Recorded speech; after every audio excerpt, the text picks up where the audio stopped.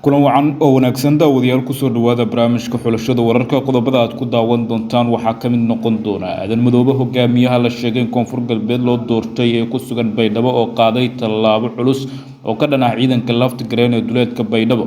ciidamada Itoobiya ee howlgalka midowga Afrika ee fadhigoodu yahay gudaha Baydhabo oo dhankooda dhaqdhaqaaqyo ka wada duleedka magaalada Baydhabo ee xarunta gobolka Bay oo amniga ay ku xaqiijinayaan ciidanka lafta gareen oo iyagana soo bandhigay sanad military iyo ciidamo aad u fara badan oo ay sheegeen inay ka soo goosteen dhinaca garabka aadan madoobe ee degmada Waajid qodobadaas ayaa daawan doontaa inta tawintan aynu ku guda jirno soo dhawaada muuqaalka like sar aragtidaada qaybta faalada ee commentiga ku dhibo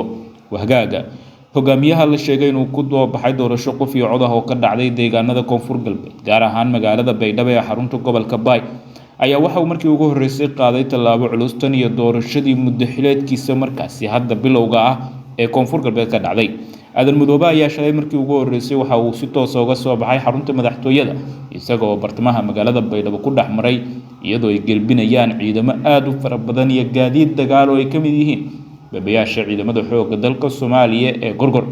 aadan madoobe ayaa booqday xeryaha ciidanka dowladda federaalka Soomaaliya ee ku yaala hareeraha magaalada Baydhabo kuwaas oo maalmo ka hor ay soo jabsadeen ciidanka daacadda oo garabka Cabdicasiis Xasan Maxamed lafta gareen isla markaana ay uga sii gudbeen gudaha magaalada Baydhabo aadan madoobe ayaa intii uu ku guda jiray booqashadiisa xeryaha ku yaala hareeraha magaalada Baydhabo waxa uu la kulmay saraakiisha ciidanka xoogga dalka Soomaaliya iyo askarta halkaasi ku sugan kuwaas oo kala hadlay xaaladda guud ee sidoo kale xaqiijinta amniga isagoo ku amaanay dhinaca kale dagaalkii ay la galeen ciidanka lafta gareen ee weerar ku soo qaaday maalmo ka hor magaalada Baydhabo oo uu sheegay inay si weyn markaasi uga guuleysteen hadafkii ahaa inay difaacaan magaaladana ay ku guuleysteen waxa uu uga mahadceliyay dadaalkooda iyo sidoo kale kartidooda waxaana uu faray in loo diyaar garoobo gulf military oo wixii hadda ka dambeeyay aysan ahaan doonin difaac isla markaana ay weerar ku qaadi doonaan ciidanka lafta gareen ee ku sugan deegaanka Ceeldoon ee duleedka magaalada Baydhabo ee xarunta gobolka Bay aadan madoobe ayaa tallaabadan uu qaaday waxa ay dad badan ku tilmaameen inay tahay mid uu kaliya ku doonayo inuu ku sameeyo ismuujin iyo in kaamirooyinka markaasi ay soo qabtaan kadib markii lagu eedeeyay in uusan dibadda uga soo bixin villa koonfur galbeed tani markii loo dogaanka koonfur galbeed Soomaaliya aadan madoobe oo hanjabaad u diray ciidanka lafta gareen ayaa lagu eedeeyay in uu markaasi furinayo colaad hor leh halkii uu raadin lahaa dariiq kale oo xal looga gaaro xiisadda iyo khilaafka siyaasadeed ee ka jira gudaha deegaanada dowlad goboleedka koonfur galbeed Soomaaliya dhinaca kale ciidamada Itoobiya ee howlgalka midowga Afrika ee ku sugan magaalada Baydhabo ee xarunta gobolka Bay ayaa tan markii lafta gareen laga saaray magaaladaasi waxa markii ugu horeysay ay qaadeen tallaabooyin ay ku sheegeen in amniga ay ku xaqiijinayaan isla markaana waxa ay bilaabeen howlgallo duleedka magaalada Baydhabo ay ka sameynayaan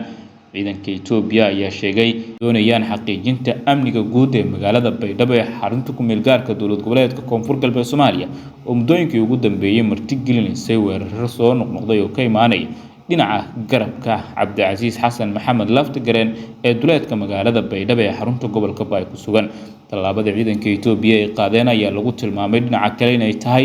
mid ay ciidanka Itoobiya sanad military ku gaarsiinayaan ciidamada xoogga dalka Soomaaliya iyo sidoo kale kuwa markaasi Cabdicasiis Xasan Maxamed lafta gareen ee duleedka Baydhabo ku sugan maadaama ay jiraan ciidamo ka tirsanaa safka dowladda federaalka Soomaaliya oo ka goostay kuna biiray ciidanka lafta gareen ciidamada wadajirka ah ee daraawiishta kuwii ka goostay xoogga dalka Soomaaliyeed sidoo kale ciidanka booliiska gaarka ah ee koonfur galbeed garabka lafta gareen ayaa la tilmaamay in ciidanka Itoobiya howlgallada ay sameynayaan ay tahay mid ay sanad military ku gaarsiinayaan ciidamadaasi maadaama aysan jirin si kale ama markaasi farsamo kale oo ciidankaasi lagu taageeri karo ciidamada Itoobiya ayaa gabi ahaanba waxa ay ka aamusnaayeen dagaaladii soo noqnoqday ee gudaha magaalada Baydhabo ee xarunta koonfur galbeed ka dhacay kaas oo u dhaxeeyay ciidanka lafta gareen kuwa aadan madoobe iyo sidoo kale ciidamada dowladda federaalka Soomaaliya oo dhinaca iyadoo ciidamada Itoobiya la sheegay in aamusnaantooda ay tahay mid siyaasadeed oo aysan doonaynin in waqti xaadirkan ay ku milmaan loolanka siyaasadeed iyo midka military ee u dhaxeeya Soomaalida dhexdeeda xaaladda guud ee deegaanada koonfur galbeed ayaa u muuqday inay wajahayaan marxalado aad u cakiran ciidamada daacadda oo garabka Cabdicasiis Xasan Maxamed lafta gareen ee duleedka Baydhabo ku sugan ayaa iyagana dhankooda waxa ay soo bandhigeen sanad military gaadiid dagaal iyo ciidamo aad u fara badan oo ay sheegeen ciidanka lafta gareen inay ka soo goosteen dhinaca garabka aadan madoobe gaar ahaan degmada Waajid